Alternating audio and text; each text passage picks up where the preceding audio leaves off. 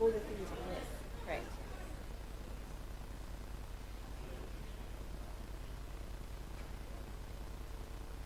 Control. C-O-N-T-R-O-L.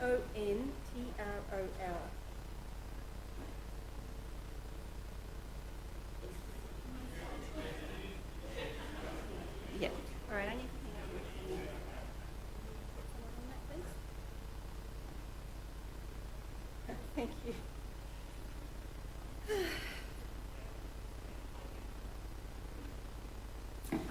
Alrighty. Can everyone hear me okay? Yep, put your hand up at the back if you can hear me, and then we're all good. Awesome. So at least the microphone's turned on to the right one. Oh, that's excellent. Okay, so welcome to ELEC1710, Digital and Computer Electronics. It's not...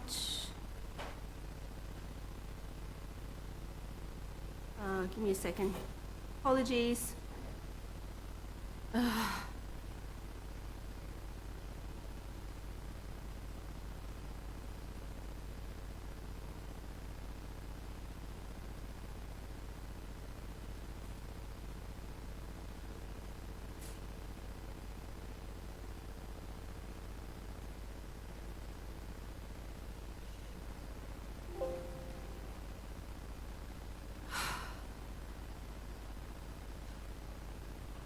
Oh, I'm going to have to share the screen again. O-N-I.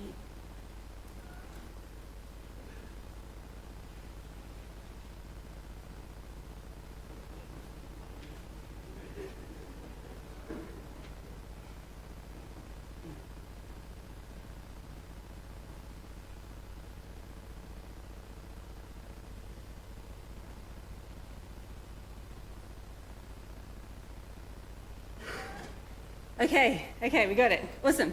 So, I'm Sarah, and I'm your lecturer and course coordinator for ELEC1710 this time round. My pronouns are she, her. I'm happy for you just to call me Sarah. If you need to use formal or like to use formal titles for any reason, then Professor Johnson is fine too. But like I said, I prefer Sarah. That's my email address if you need to get in touch, although I'm hoping you'll use that as a last case resource to get in touch, and I'll talk about other ways to get in touch later on. And that's my office if you ever need to come in person. All right, so first part of this lecture, I'm just going to go through some housekeeping stuff, the basics of how this course is going to work, lectures, labs, that sort of thing. Please do ask questions as I go, both in this lecture and in all the coming lectures. I really appreciate it when people ask questions, because I know that if you're confused about something or want to know something, there's probably a dozen other people in the room who are thinking the same thing and just aren't brave enough to put up their hands. So please ask questions if you have any. All right, so getting started. What have we got in this course? Lectures, obviously you all know that because you're already here. Lectures are not compulsory. Obviously, I think they're worthwhile, so they're recommended. But they're all going to be recorded and posted on Canvas, so if you miss a lecture, you'll be able to watch it there. It's automated, and there shouldn't be too long of a delay between me delivering the lecture and it getting posted up there, assuming that all the technology works, which of course it's not working today. I'll put up the lecture slides ahead of time on Canvas as PDFs, so you're welcome to download those and annotate them as you go. So there's actually two different lectures in this course. There's today's lecture, which is a 1-hour lecture, and then there's a 2-hour lecture on Thursday.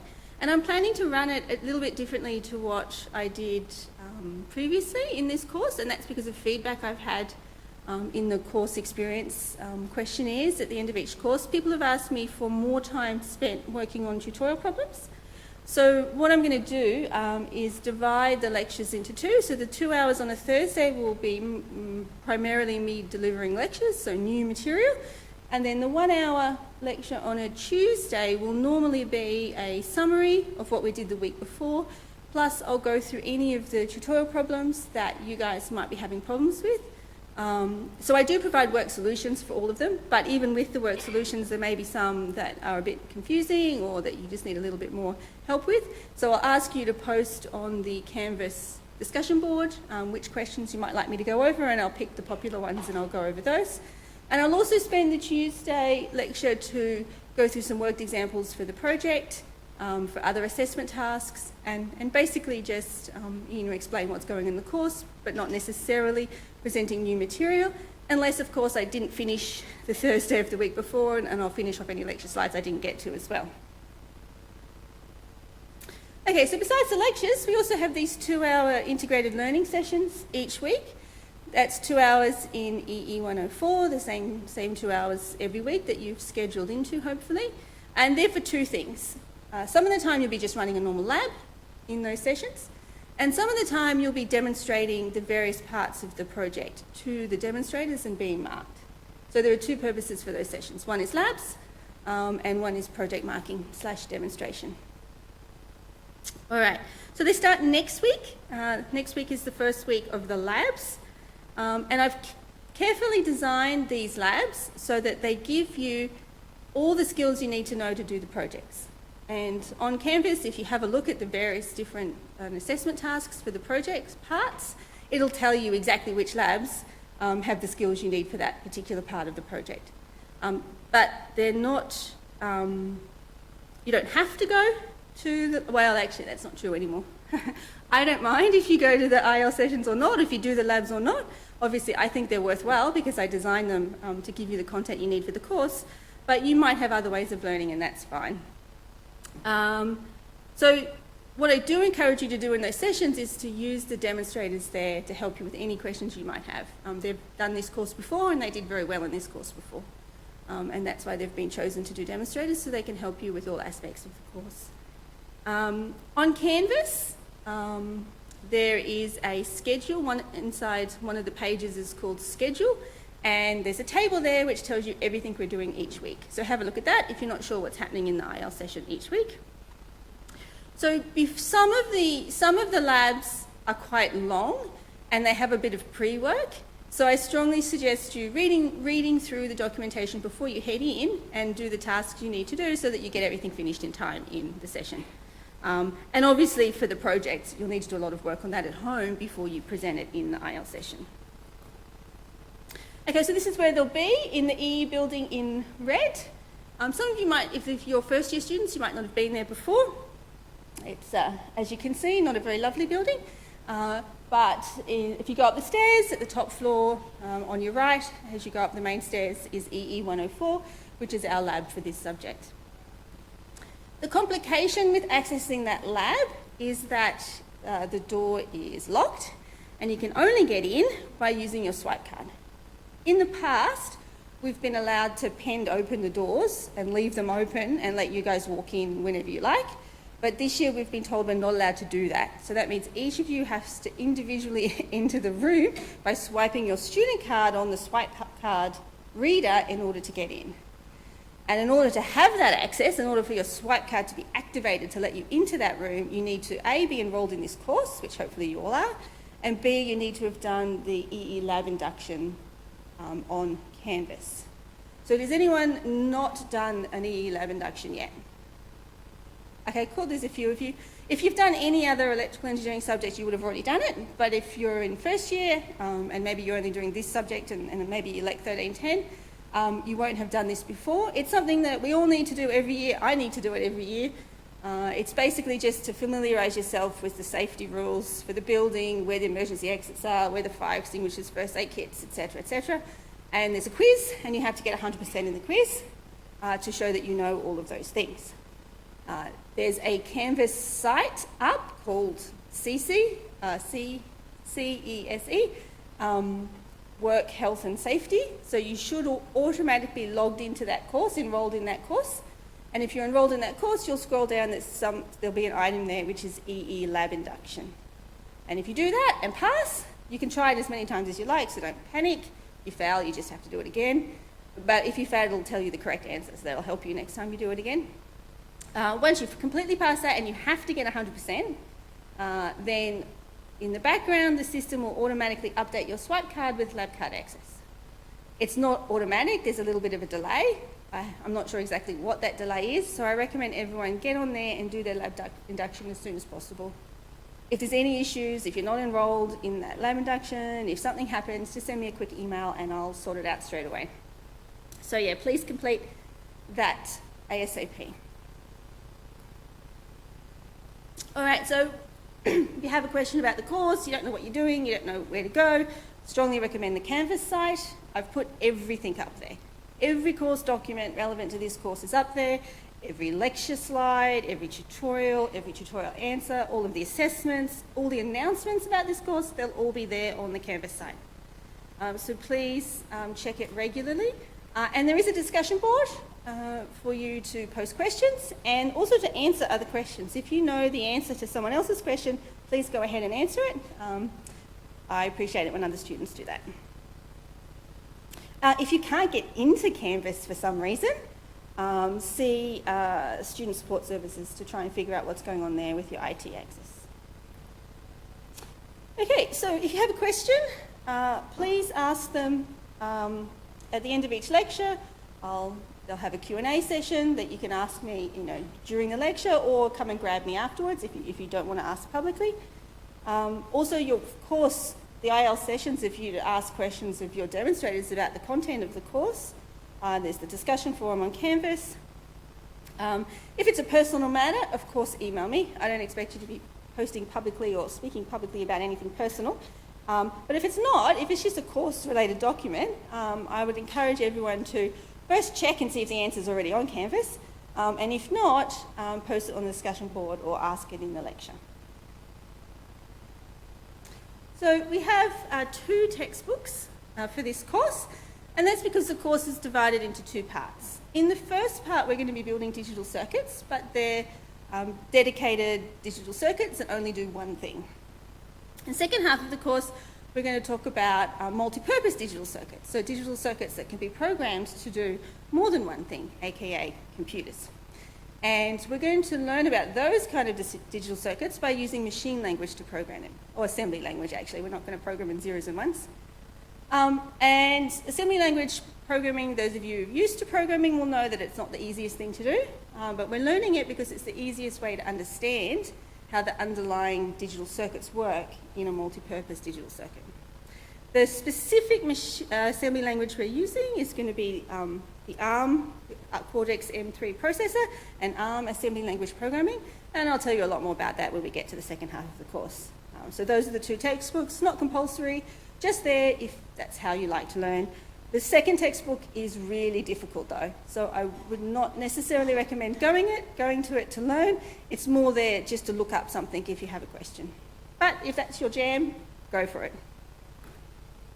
Okay, so of course we have to assess you to make sure you've satisfied the course objectives, and in this course we have a quiz. The quiz will be held in the lecture period, the Thursday lecture period, in the lecture room in person. There's a project, and I've said demonstrated in 3 parts, but it's actually 4 parts, split it up this year. So there's 4 different weeks where you'll need to have some aspect of your project assessed during your IL session. And what we're going to do is basically going to build a digital circuit that displays your student number. Sounds pretty simple. That's what the project's going to be.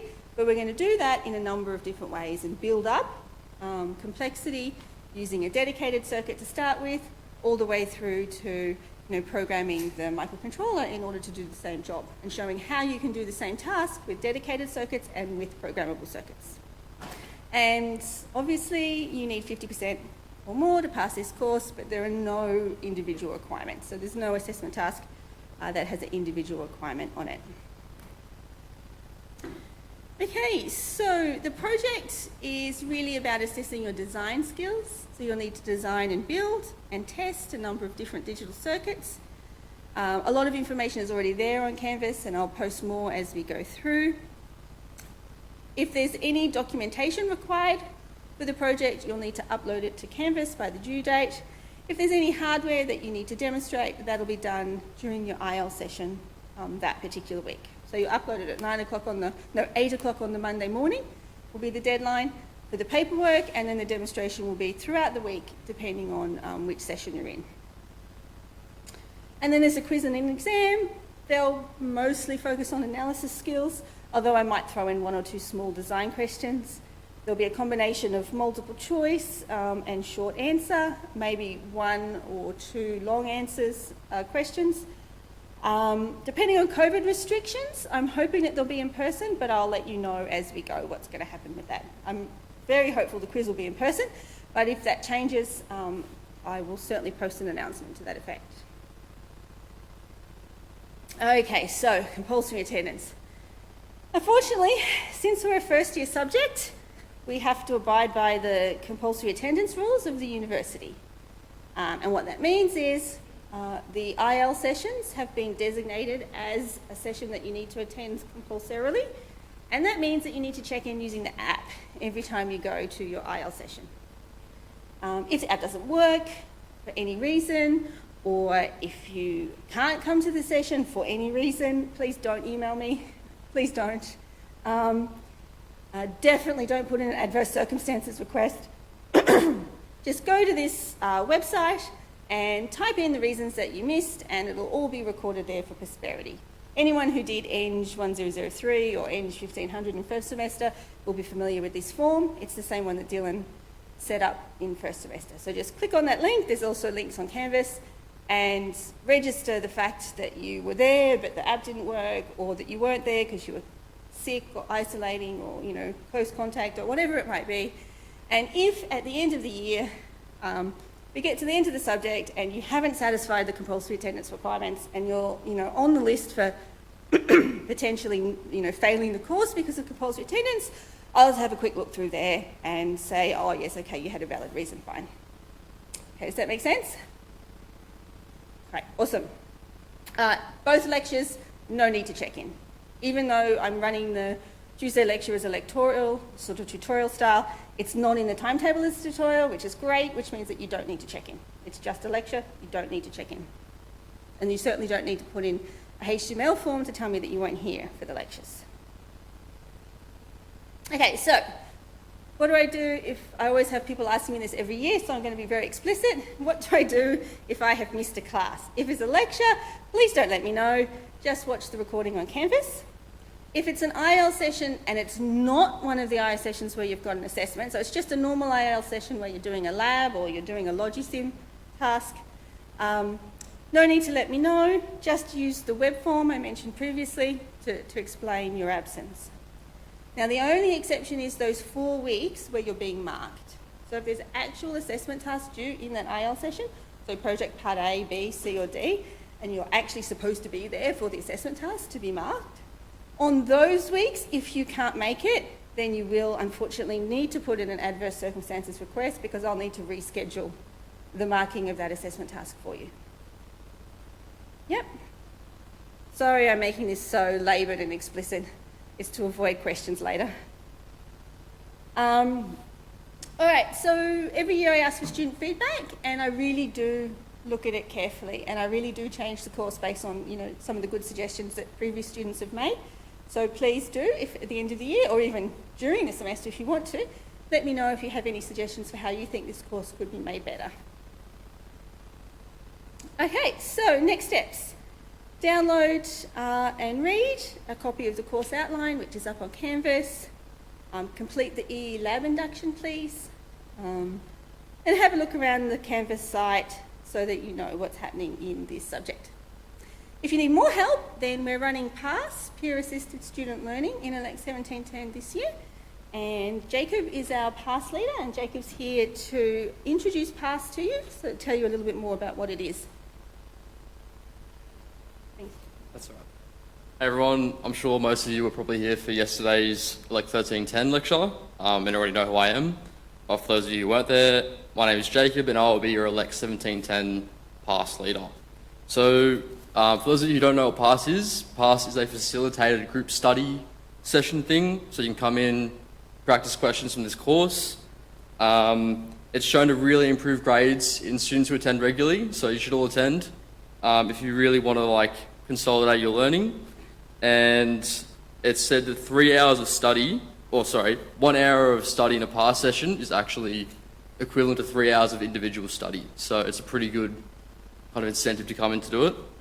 You don't actually have to come in and attend a PASS session, so it's voluntary, but it's still recommended, and it's free as well.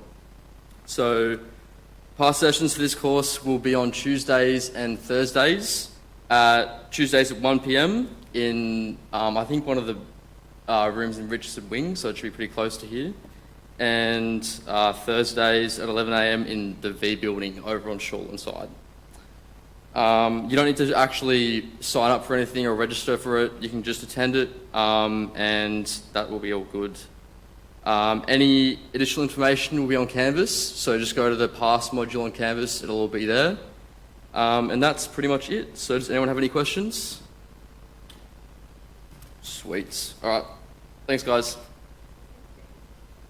A quiet bunch so far. Alrighty.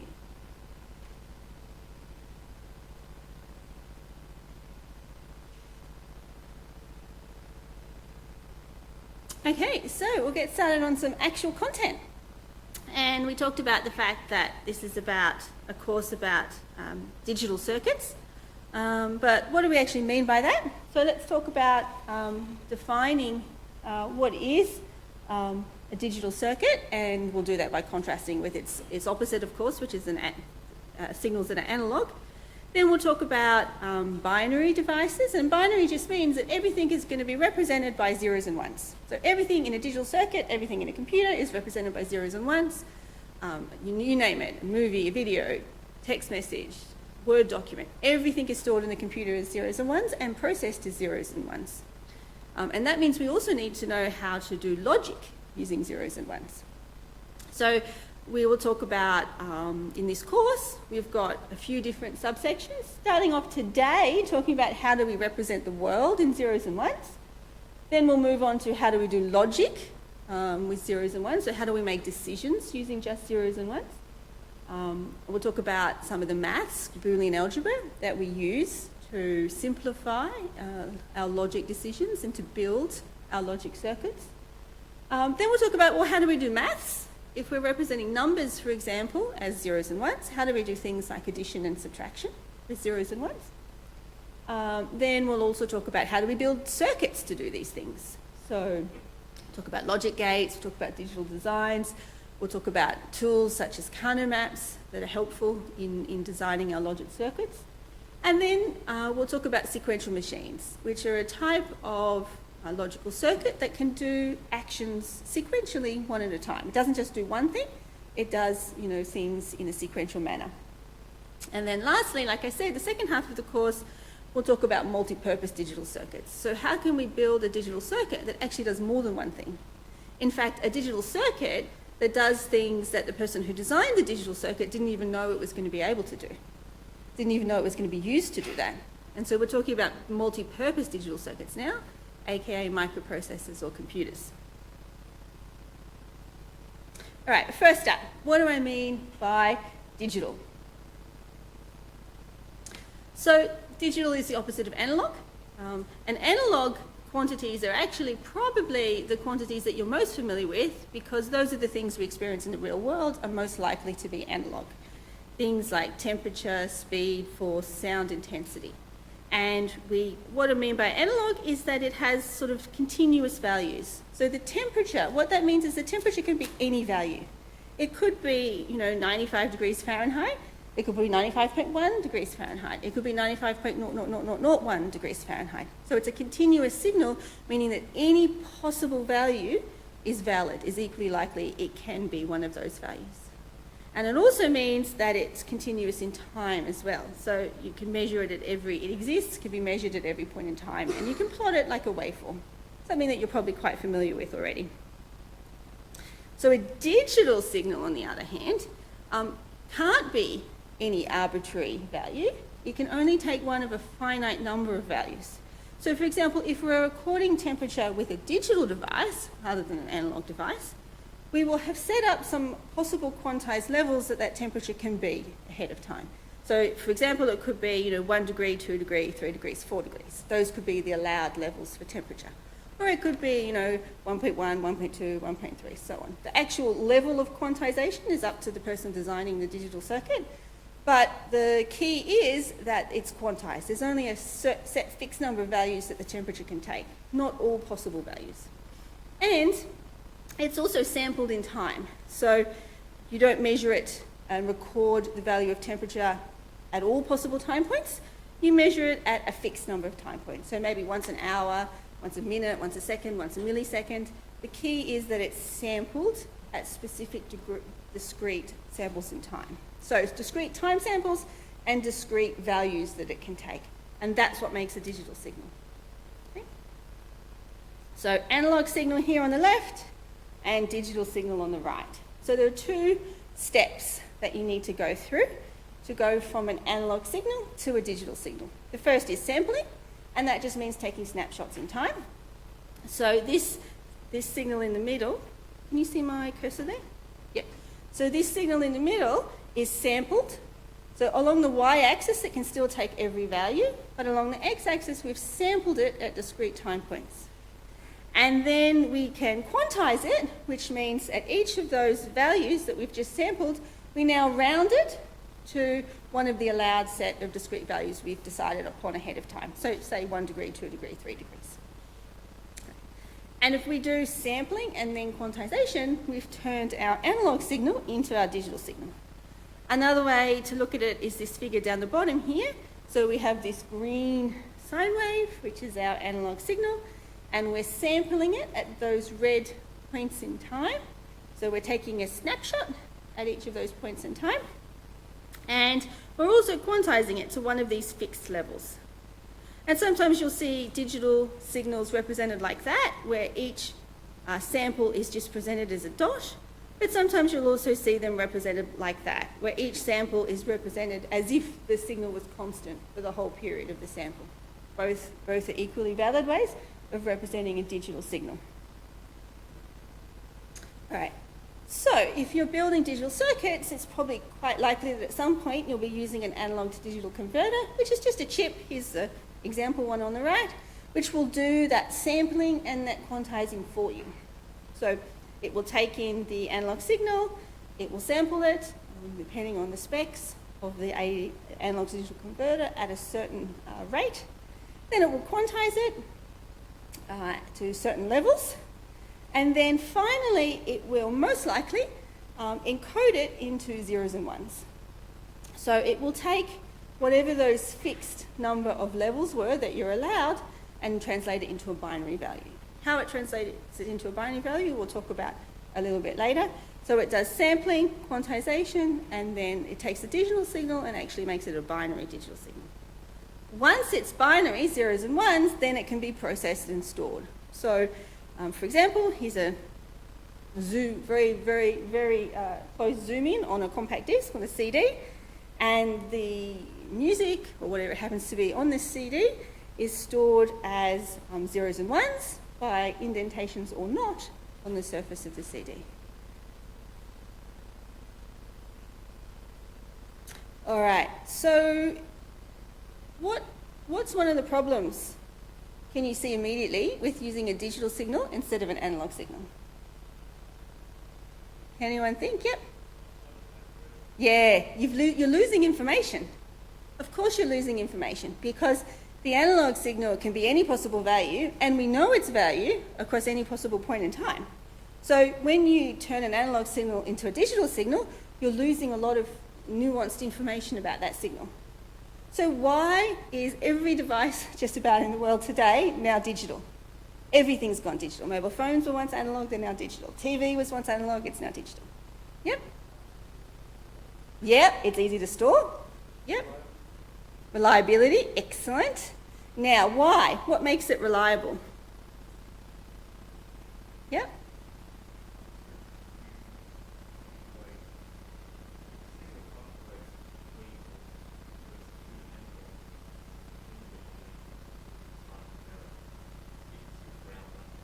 Excellent. I don't even need to teach this course, do I?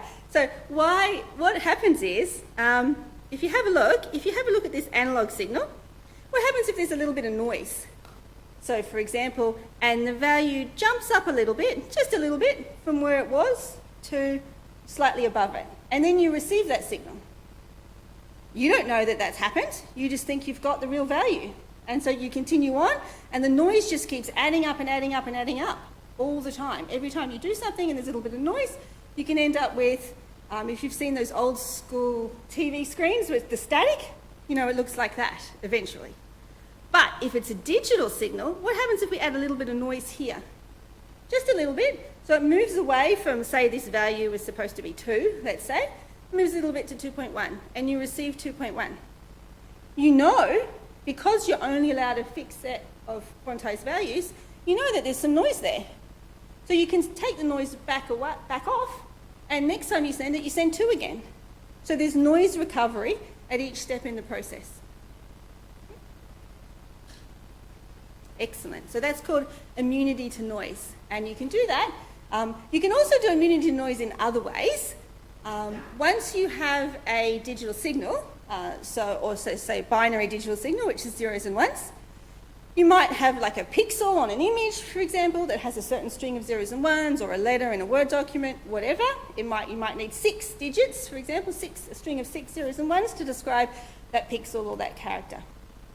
You can do something called error correction coding, where you add additional zeros and ones to the information, so redundant extra parity information, which is a function of what came before, that serves to let you know if something's gone wrong. So, for example, you might have a scheme called even parity. And what even parity does is it adds an extra bit so that there's an even number of ones.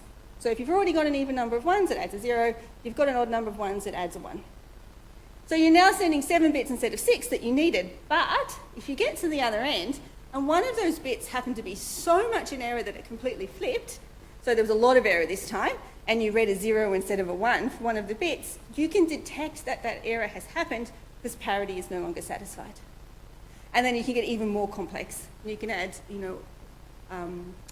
really complicated error correction codes where you might be sending twice as many zeros as ones as you need, but not only can you detect when something's gone wrong, you can actually correct for it.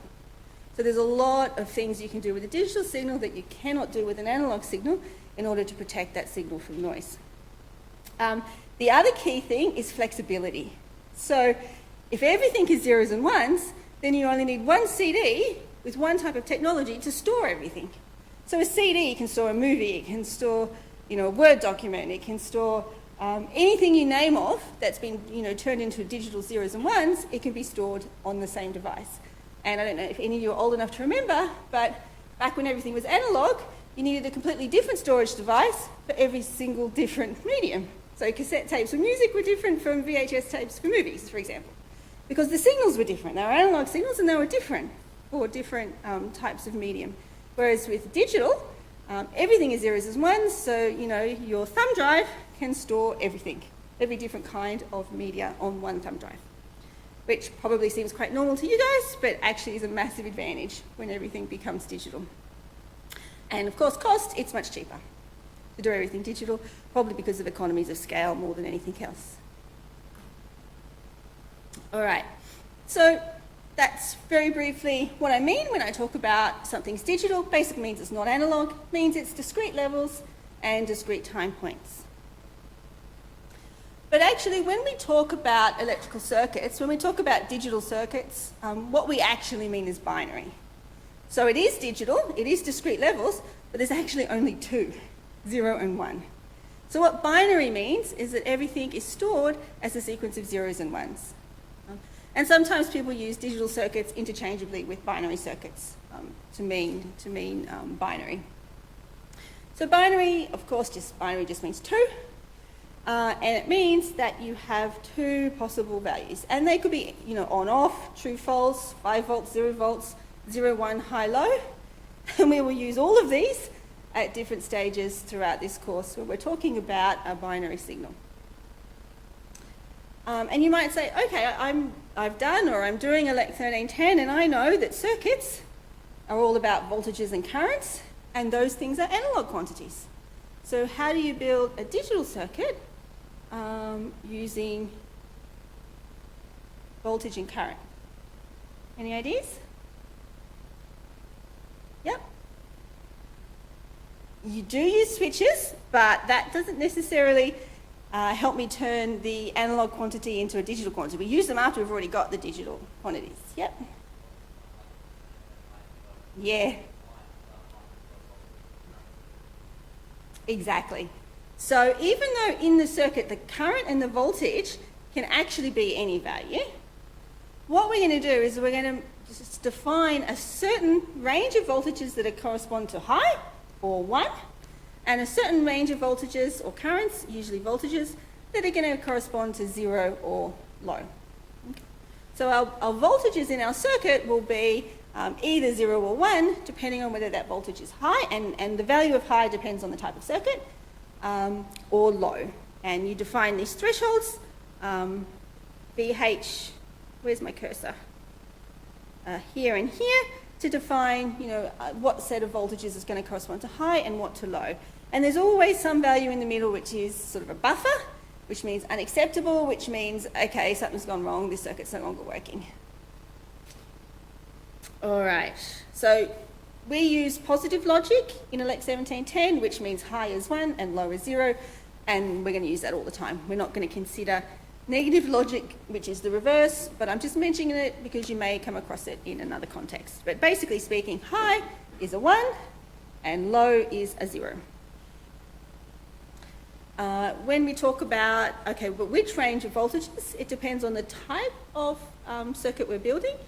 If we're using a CMOS circuit, then the high range is anything above 2 volts is considered high, and anything below 0.8 volts is considered low. Whereas if we're using a TTL circuit, then the low range is the same, but the high range is up to 5 volts. Because TTL circuits work on 5 volts, whereas CMOS circuits work on 3.3 volts power supply.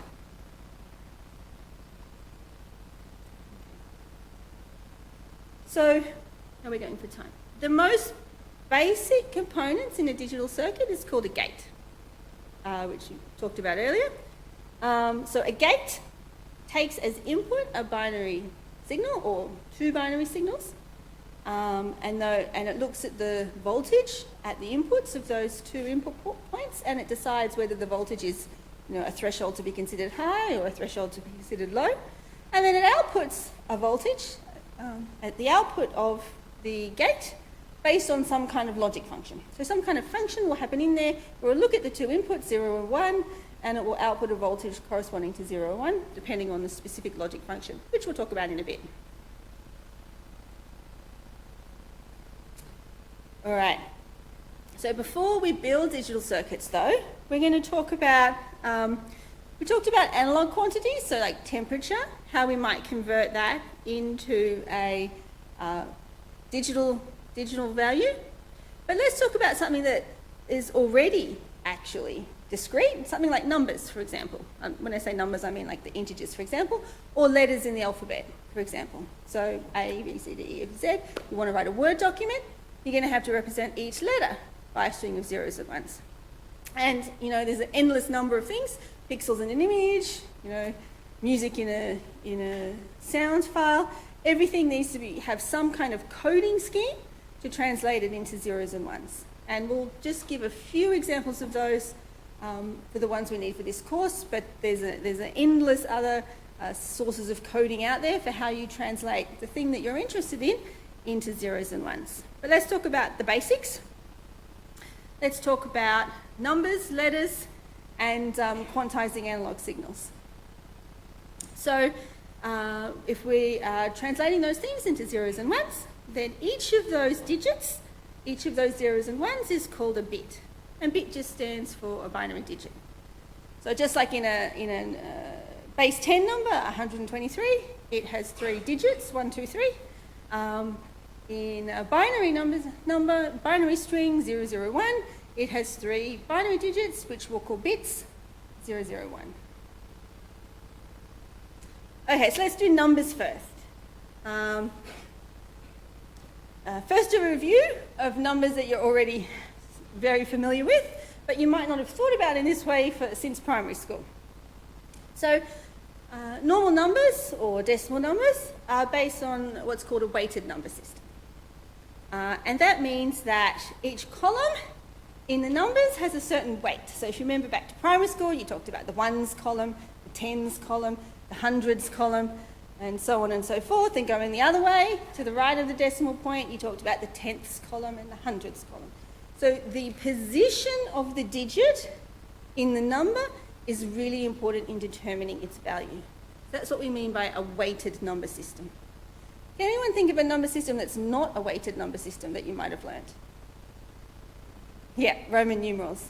So I'm guessing you guys still learn Roman numerals at school. So the L there, I think, stands for 50, and it doesn't actually matter where it is, in what order it comes in, it always stands for that value. But weighted number systems, like the decimal system we use every day, and like the binary system we'll be learning in this course, the weighting, the position of the digit is very important in determining its value. So we are familiar with base 10. So for example, if I were to write down 173.62, you would automatically know, without having to think about it, that's 173.62. You know that that 1 is in the hundreds column or the 10 to the 2 column because it's a base 10 system. So you know that 1 stands in for 100. You know that 7 is in the tens column, so you know that 7 stands in for 70, and so on and so forth, right? You don't even need to think about it these days. But what you're actually doing in your head without thinking about it is saying, okay, so what is the weighting? What is the weight of each column? And it's a decimal number system, so each weight is some power of 10. So decimal stands for 10. So we have 10 to the 0 is the ones column, because 10 to the 0 is 1. 10 to the 1 is 10, which is the tens column. 10 to the 2 is 100, which is the hundreds column, and so on and so forth. So when we translate this into trying to figure out how much of something we've actually gotten, we know it's 1 times 100 plus 7 times 10 plus 3 times 30 plus 6 times 10 to the minus 1, so 1/10, so 0.6, plus 2 times 10 to the minus 2, so 2 times 100. Okay. So I'm labouring the point here so that you can see the pattern, because we can do this for any base n number system. We just happen to be familiar with base 10. But there's no reason that base 10 is any better than base 2 or base 8 or base 16. Any base is perfectly legitimate for a weighted number system like this. And the only reason we use base 10 is because we have 10 fingers. That's why that base 10 was used in the first place, because people were used to counting on their fingers. But there's no reason that this doesn't work for any other base.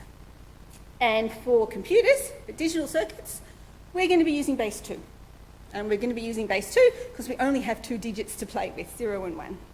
So in base 10, you need 10 digits, 0 all the way through to 9. Another system that's quite often used in digital circuits, and which we'll use later in this course, is a hexadecimal system, or base 16. And the other one is the octal system, or base 8. Octal is not as often used, but I'm told if you do Unix programming, you might need to understand the octal system. But mostly we're going to be using binary and hexadecimal. So in binary, we're just going to use 0 and 1 because they happen to be the first 2 digits that we're familiar with.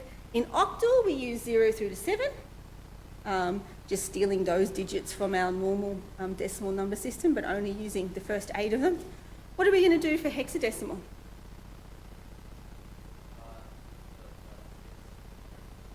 Yeah, so I know you're not guessing that. I know you've already done hexadecimal systems, but yes, we go 0, 1, 2, 3, 4, 5, 6, 7, 8, 9. Now we've run out of digits, so being very creative, we go A, B, C, D, E for 10, 11, 12, 13, 14, and so on.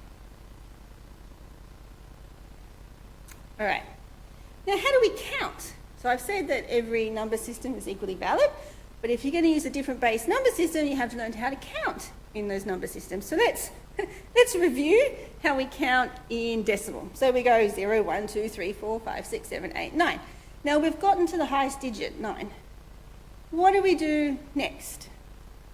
Okay. So what we do next is we add another column. So we carry over to the next column. We put 0 in the we put 0 in the current column, and we add a 1 in the next column, and we get 10. So that's how we go from 9 to 10. And then we'll go 11, 12, 13, so and so and so, and we'll get to 99. So 99 is the highest 2-digit number we can represent in decimal. If we want to go up 1, if you want a number 1 bigger, then we need to add another column to the left. That column becomes 1, the first digit, and the other 2 columns are 0, 0. So that's how we go from 99 to 100. All right. Now, in binary, we only have 2 digits, so we're going to need to be creating new columns more often, but the principle is exactly the same. So we start with 0, we start with 1 digit, 0, Then we want to go up by 1, so we go to 1. Okay, now we've got to our maximum digit. We've only got 2 digits, 1's our maximum digit. So how do we go to 2? How do we go to the next number? Well, we add a column, and remember we make that column 1 and set to 0 the previous column that we just completed. So then we go to 0, 1, 1, 0. Now that is not 10. That number there is not 10 because we're in the binary number system now, not the decimal number system. That number is binary 1, 0. Now if we want to go up again, we add, every time we want to go up, we add 1 to the least weighted column, so the column on the right, and it started at 0, so we'll add 1 and it will go to 1, 1. Just like here, for example, we were at 10, we wanted to go up 1, we added 1 to the column on the right, it became 11. We want to go up 1, we add 1 to the column on the right, it becomes 12, so on and so forth. And we only move up to the next column when we run out of digits in the least significant column. Same thing with binary. So we start at 0, 1, okay, we've run out, we add a new column, the new column becomes a 1 and everything else becomes a 0. Add 1, okay, now we've reached our limit for 2 digits. 1, 1 is our limit for 2 digits. So we add another column, so the next value is 1, 0, 0. Then we add 1 to the column, the least significant column on the right, and we get 1, 0, 1. Now I want to add 1 to this column, but I can't because it's full. 1 is the biggest digit we have in binary. So I add 1 to the next least significant column on the left, which is a 1, and set that 1 to 0, and then so on and so forth. So counting in binary is the same as counting in decimal, except you don't move on when you get to 9 and move on to the next column. You move on when you get to 1. Right? So if this is the first time you've ever seen binary before, it won't be obvious automatically. You'll need to practice a bit and get used to it. Get used to counting by writing down in binary, going from, if you go from 0 to say 16 and you can do that comfortably, that'll be what you'll need for this course. All right, so here is the decimal number, 0 through to 15, for example, and here is its equivalent binary number, just following those rules I talked about. And except this time, I've represented everything as a 4-digit number. So just like with decimal numbers, you can add extra zeros to the left and it doesn't change the number at all. So 1, 0 in decimal is 10, 0, 0, 1, 0 in decimal is still 10. Same thing in binary. 0, 0, 1, 0 in binary is 2, and 1, 0 in binary is 2. Adding extra zeros to the left doesn't change anything. Adding extra zeros to the right, of course, does change everything because it shifts it. So if I had the number 10 in decimal and I added a 0 on the right, I've changed it to the number 100. Right? So adding zeros on the right definitely changes the value of the number, but adding zeros on the left doesn't. And it's the same thing in binary. All right, so quick question. If I have an n-bit number, so I have n digits, and they're all 1, what is the value of that number? Yep. So close, to the n minus 1, to the n minus 1, because you've got 0. So there are 2 to the n. If I've got n digits, and each digit can only have one of 2 possible values, then there's 2 to the n possibilities. The first possibility is 0, and the last possibility is 2 to the n minus 1. So that's how you can work out how many, if you're trying to design a digital circuit and you want to represent some numbers in that digital circuit and you want to think, well, how many bits do I need for each number? This is how you figure out what's the largest possible number you're going to need to represent, and then figure out how many bits you need to represent that. All right, so I'll probably stop here because it's 5:02, ending time. So homework is to practice the binary number system so that if I give you a decimal number, say 10, you can easily give me the binary for that number. All right, thanks guys. See you on Thursday.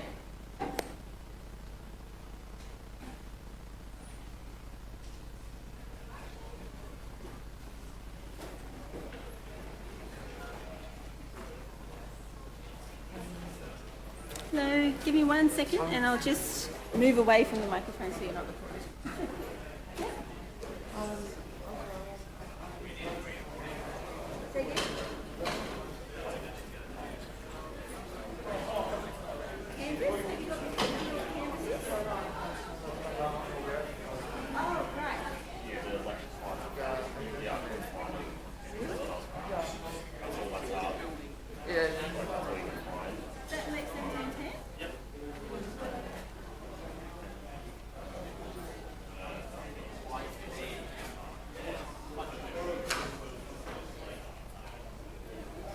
Give me 1 second. That's very strange. They're there on mine. Hang on a sec.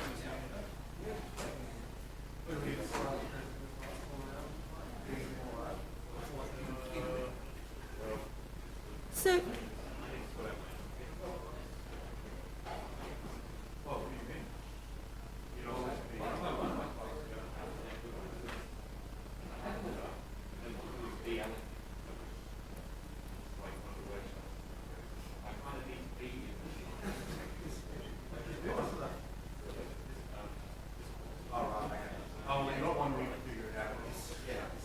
were you on the Friday class? Because so can you see it now? Try refreshing. I need to get my. Because the Friday class was cancelled due to only 6 people being enrolled in it. And then, but you would have got an email if you were in that. You didn't get an email? No, actually no, I didn't have it in Friday. Friday was my free day. Whereabouts would it be posted in the Okay, so it should say, resource? no, there's a module called course materials, which comes under course readings, but you don't have it. Yeah. It's not, why is it not there? It's here. So it should be under course readings if it is. No. So if you have a look at the modules, Yeah. yours is really different to mine. But if you, after course readings but before resources, there should be another one called course materials. Give me a second. Is it? Sorry, it's my first time using Canvas too. Oh, there we go. You got it? Yep.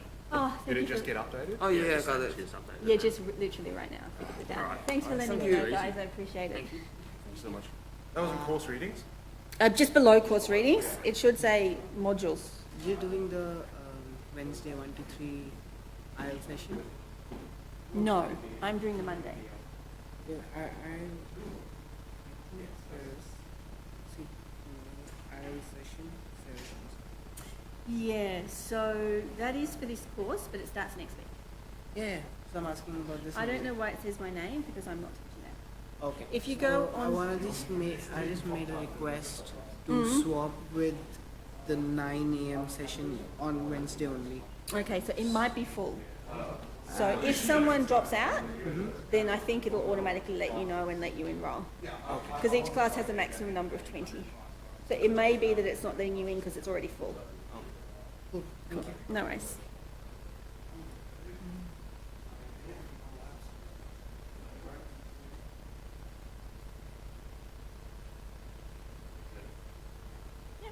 Talk to you about yes, my tea. Yeah, that's not even the thing. We don't even have tutorials in this course. I don't know Right. why it's doing that. There's no Okay. tutorials. Okay, so it must have just popped up and gone. Well, yeah, I think someone stopped the system. There is actually someone had that for other courses as well. Do you do 2500? Yes. Did it come up for you in that as Yes, well? it did. Yeah, Yeah. there we go. 2500 tutorial 2. Yeah, just ignore it. So, Ignore that. somehow, yeah, somehow, Oh yeah, okay, yeah. Okay, it's not just me. yeah, it's not a thing. I don't know why that's come up. Ignore it. Yeah, I noticed it was for Um, Wait, Yeah, I and, believe a lot of courses have had that happen, which is just great. and this isn't on today. No, this is not on. They start Okay. next week. Okay. Yep. Yeah, just wanted to check because it popped up and going. Yeah. Do I attend this? Or do I? Is that the IELTS session? Yes, I think it's the. Yes, it is. the Yeah, IELTS. yeah. That's definitely not on. Okay, good. Thank you. Have you done this stuff before? Pardon? Yes. Although I haven't had things pop up and do weird canvas, or sorry, not, yeah, do weird allocation things before. I haven't had that happen, and I thought, well, if that stuffed up one allocation, Maybe it's... maybe it stuffed up more allocations. I'm not sure what's happening with this lecture system.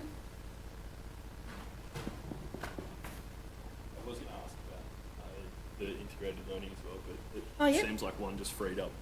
Oh, As I was looking as at you were it. looking So, at it, yeah. take it. So, if there are any other issues with that, would you prefer an email or Yep. just talk in lectures afterwards? Either or Okay. would be fine.